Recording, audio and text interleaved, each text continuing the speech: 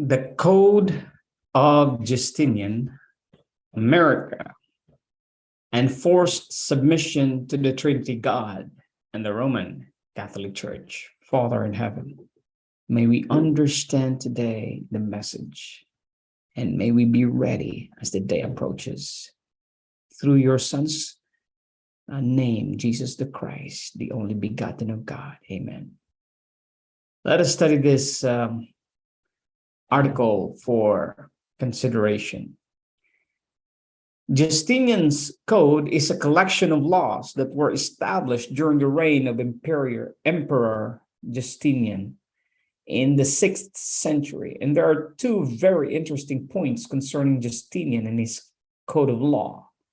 The first point of interest is what is contained in that code of law. Let us take a look.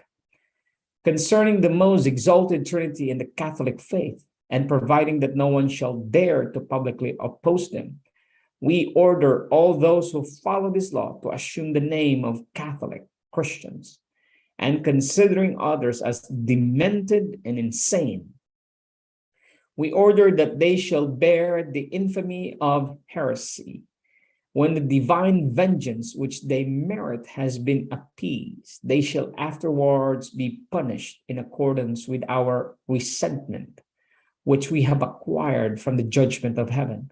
Let those who do not accept these doctrines cease to apply the name of the true religion of their fraudulent belief, and let them be branded with their open crimes, and having been removed from the threshold of all churches, no one, whether he belongs to the clergy, the army, or to any other condition of man, shall, with a view of causing a tumult and giving occasion to treachery, attempt to discuss the Christian religion publicly in the presence of an assembled and listening crowd. The violators of this law shall not go unpunished, and shall be subjected to the punishment prescribed by law according to the power of the court. The civil law, the enactments of Justinian, S.P.S. Scott.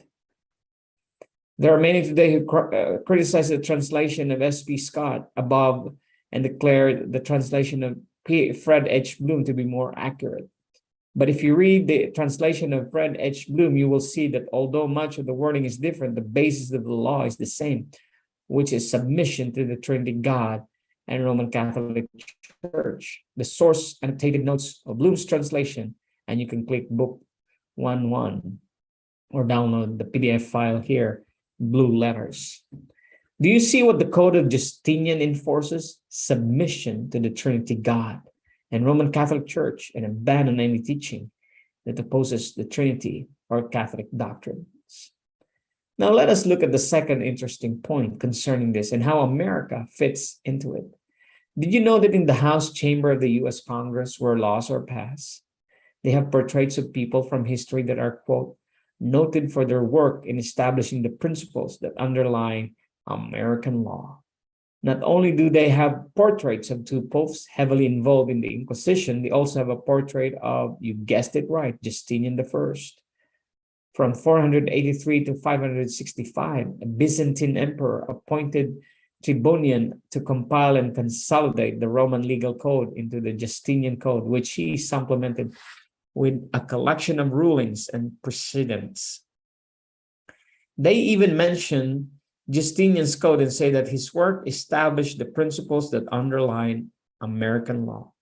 What is Justinian's code all about? Submission to Roman Catholic Church teaching and the Trinity God. So what kind of laws are we going to see America enforce one day soon? Well, who are the people running the country? Who are the people in charge of the courts? Roman Catholics. And what does Revelation 13 tells us?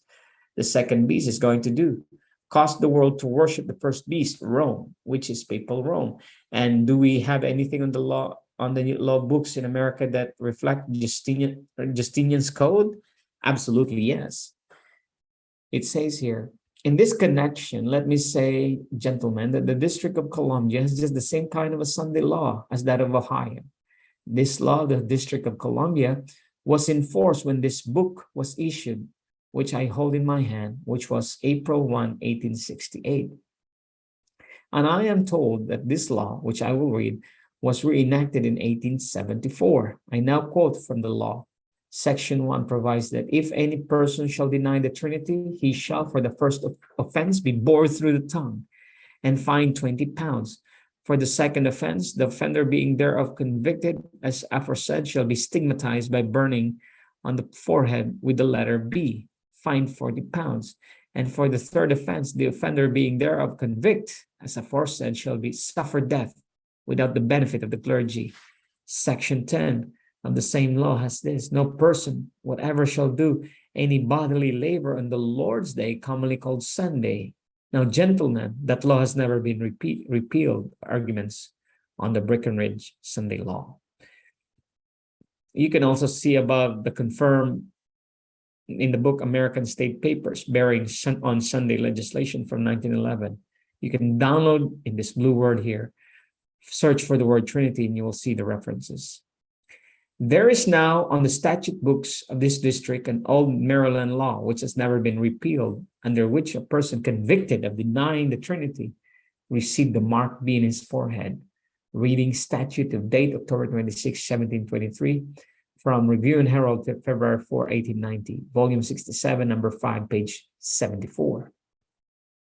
What is still in the statute books of America? The Sunday rest laws, or blue laws. And what law in the statute books is in direct connection to the Sunday rest law? The law that anyone publicly denies the Trinity will be persecuted, just like Justinian's code. And we know that according to the Catholic Church, Sunday is directly connected to the Trinity God. Every Sunday is devoted to the honor of the most holy Trinity. That every Sunday is sanctified and consecrated to the triune God.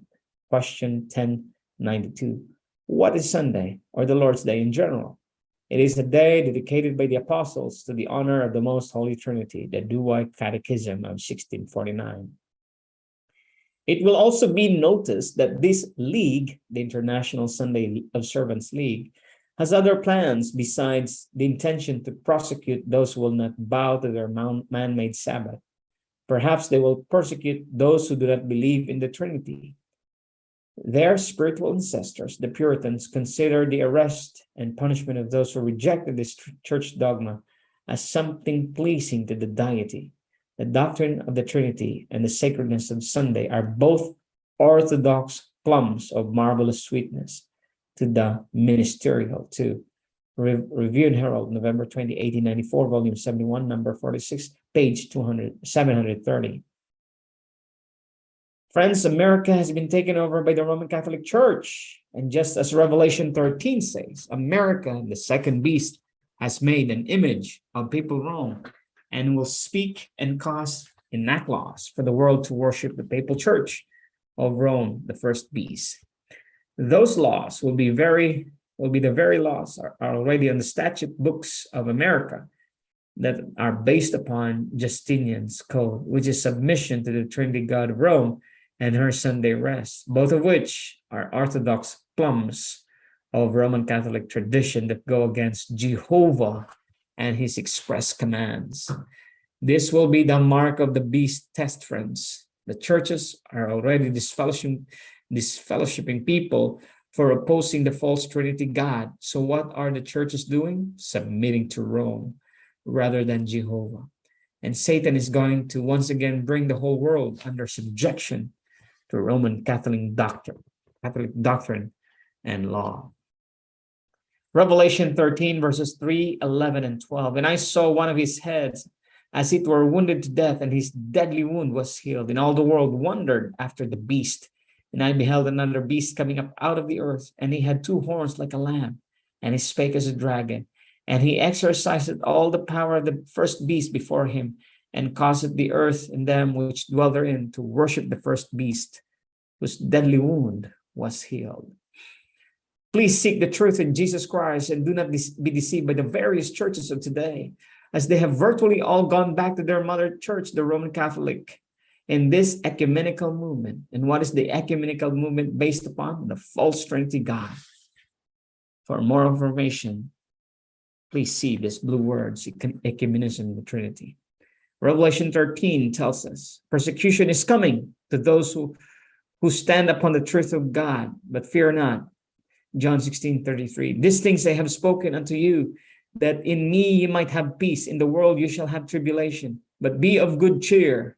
I have overcome the world, says Jesus Christ, the only begotten Son of God the Father. May God continue to bless you and keep you. This is my prayer.